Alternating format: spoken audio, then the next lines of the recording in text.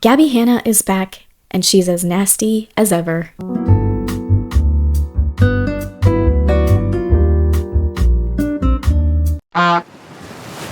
Hello everyone, and welcome back to The Chanel. Gabby Hannah has got me heated. This woman has been a nuisance on the internet since her very first Vine. She has done some unforgivable things, and, in my opinion, has no redeemable qualities. Now, if you don't know what happened with Gabby Hannah, I'll give you a little bit of a too long didn't watch. But if you want more context, I recommend going to Dustin Daly's channel and watching one of his most recent videos, where he has compiled all of the videos he's done on Gabby specifically regarding the Trisha Paytas and Jessi Smiles situation. And that'll definitely give you more context. I also recommend watching both of Jessi Smiles' videos on Gabby, and you'll see why I think Gabby is irredeemable. Before we move on, a quick message to Jessi. Baby girl, you sit down. Do not give this piece of trash any of your attention. You go on, live your best life. We got it from here. The internet has got your back. Gabby Hannah is a former Vine star turned YouTuber who found herself in a lot of controversies. In August of 2022, Gabby had some sort of manic episode where she was posting a bunch of TikToks, and she was very clearly unwell during this time, and then shortly after, she left the internet.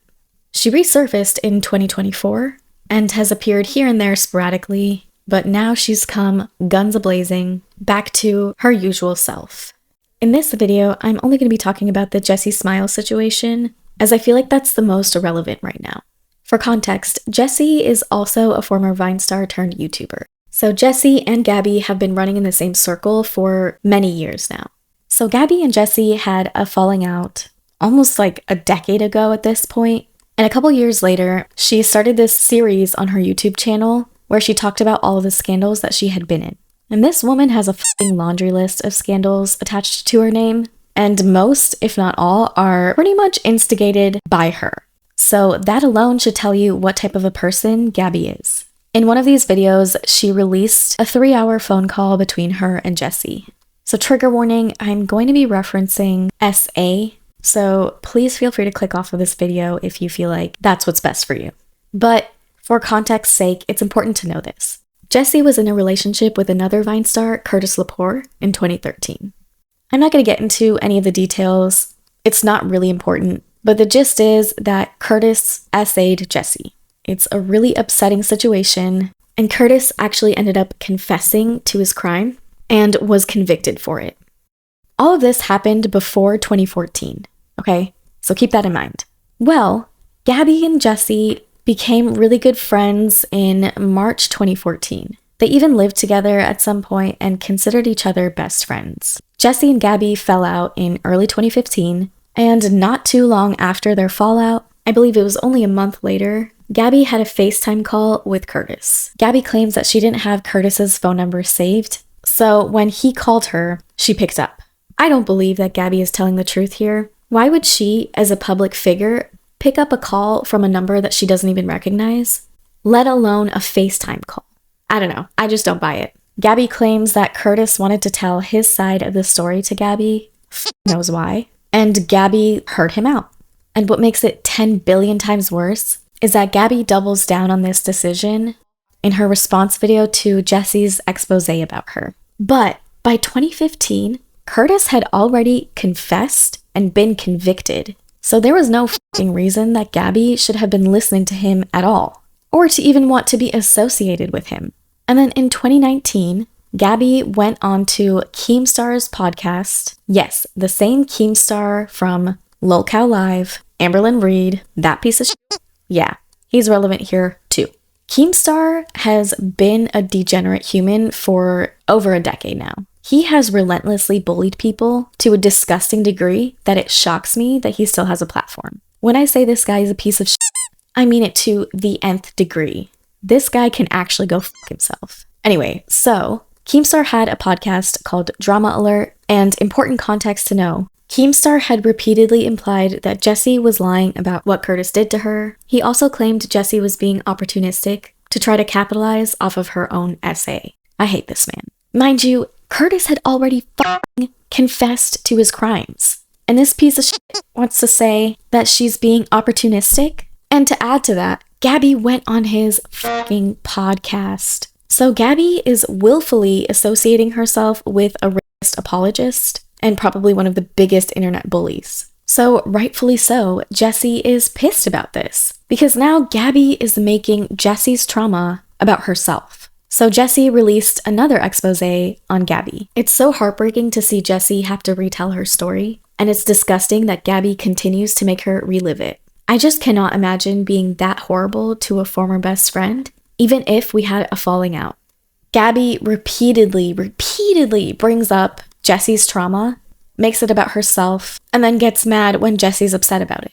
Like, no, fuck, she's gonna be upset. But I think probably one of the worst things that Gabby has said in this whole situation, she said that there was a discrepancy between Jessi and Curtis's stories about what had happened that night. And for context, Jessi and Curtis had already broken up at the time he essayed her. Gabby had the audacity to say that if they were still together during the incident, she would understand why there would be confusion about consent. You, Gabby. First of all, you absolutely can be in a relationship with someone and still be essayed by them. Being in a relationship does not mean that they have consent all the time.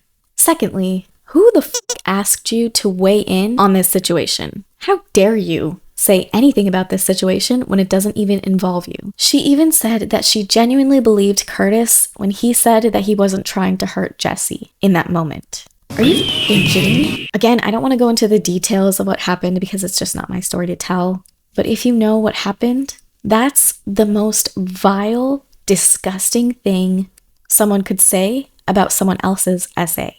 After this whole situation, Gabby disappeared from the internet for a couple years, but then a couple months ago, she appeared as a guest on a Jubilee video.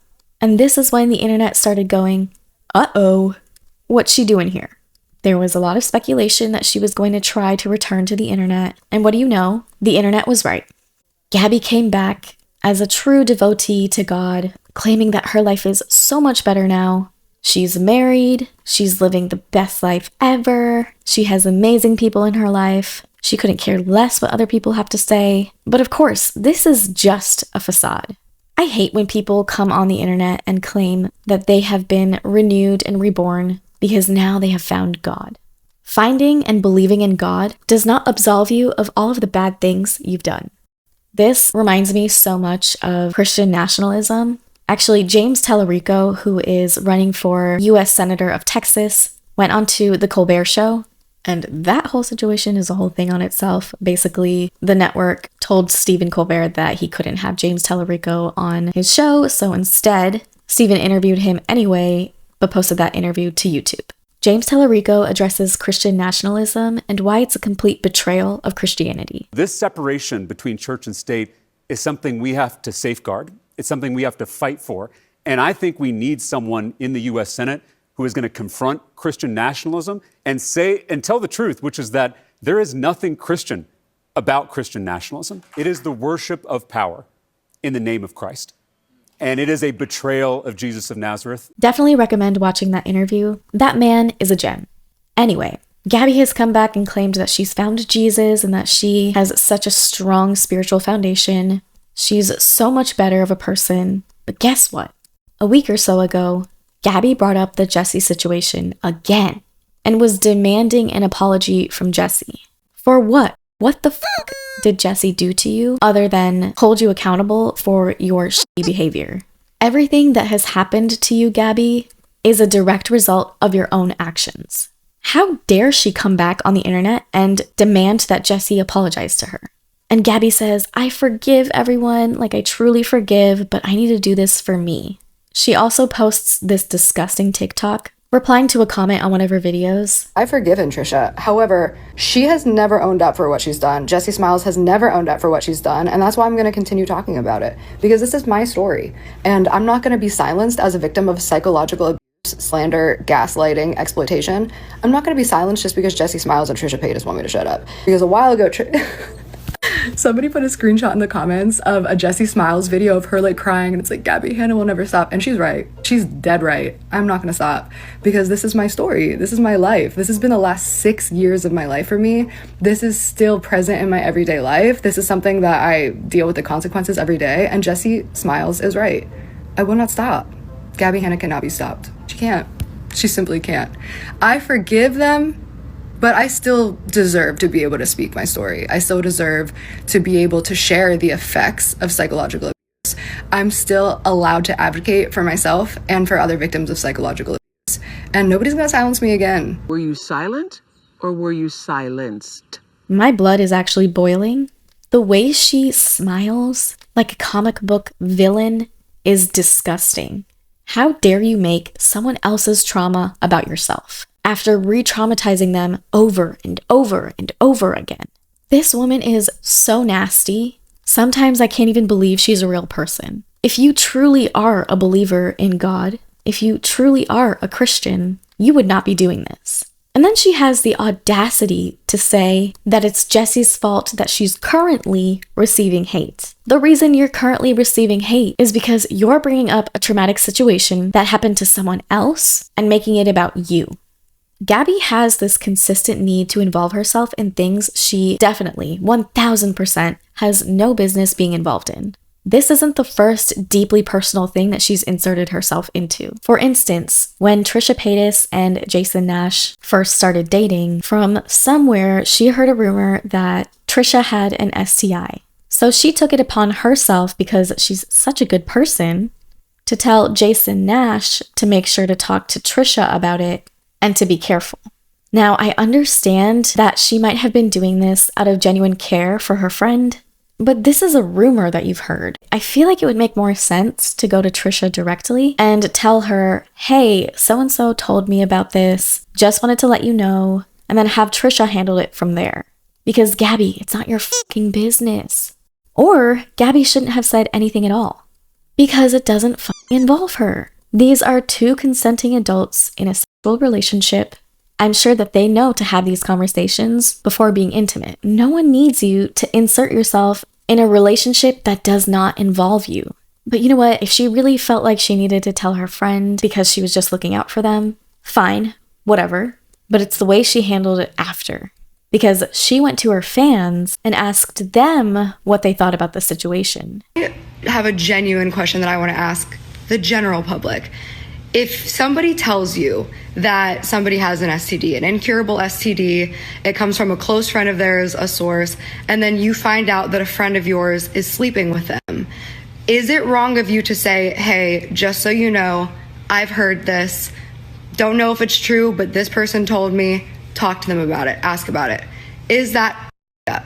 I'm just genuinely curious. It doesn't fucking matter what your fans say, babes. What matters is that your actions hurt people. So from that point on, you just accept responsibility and just leave it. She's always making a mountain out of a molehill, or making things that don't involve her all about herself. I really hope that Gabby just shuts up. Jessi doesn't need this again after going through something as traumatic as she did. Gabby, bringing this up again to bully Jessi on the internet does nothing for you, does nothing for Jessi, does nothing for the situation, and makes the entire internet hate you. Gabby and Amberlynn Reed are two peas in a pod. Both of them will push and push and push someone to their breaking point and then be Pikachu surprised when the person they're provoking reacts. Then they'll go and play victim. How could you be so mean to me? I have mental health issues. I'm receiving so much hate. You did it to yourself. You did it to yourself. People hate you because of who you are, Gabby. I know that's hard to hear, but it's the truth. You can claim to be a good person all you want, but your actions have shown otherwise. She says that everyone else is abusing her, when there are countless other people who have had very similar experiences as Jessi has with you, like Joey Graceffa, Daniel Prada, Trisha Paytas, Dustin Daly, Angelica Oles, Rachel Oates. Need I name more? There is a pattern of behavior, and it all starts from Gabby. She is always the source. She is the instigator. She always claims that she's a good person, but a good person never has to explain to other people why they're a good person. Someone is a good person because their actions prove they are. But Gabby's actions have repeatedly shown that she is a nasty person through and through. She also uses religion to shield from criticism and to position herself as morally superior. She says that all of this is coming from a place of love and that she's praying for the people who, quote unquote, abused her. I personally find it violating when people say things about how they'll pray for me or that God loves me. I know that most people mean well. I don't know that Gabby means well, but I assume most people are well-intentioned. But I find it violating because it's like they're inserting themselves into my life and almost forcing their beliefs onto me in an indirect way. And full disclosure, I am not a Christian. I wasn't raised a Christian, and I've never been a part of the Christian faith. So my perspective is coming from an outsider who has never been part of that world. So it really makes me feel uncomfortable when someone else projects their faith onto me when it's not something that I believe in. And again, I understand that it's coming from a good place, and I appreciate that. But good intentions doesn't always mean that you're not making someone uncomfortable. That's besides the point. My point is, Gabby uses religion as a weapon.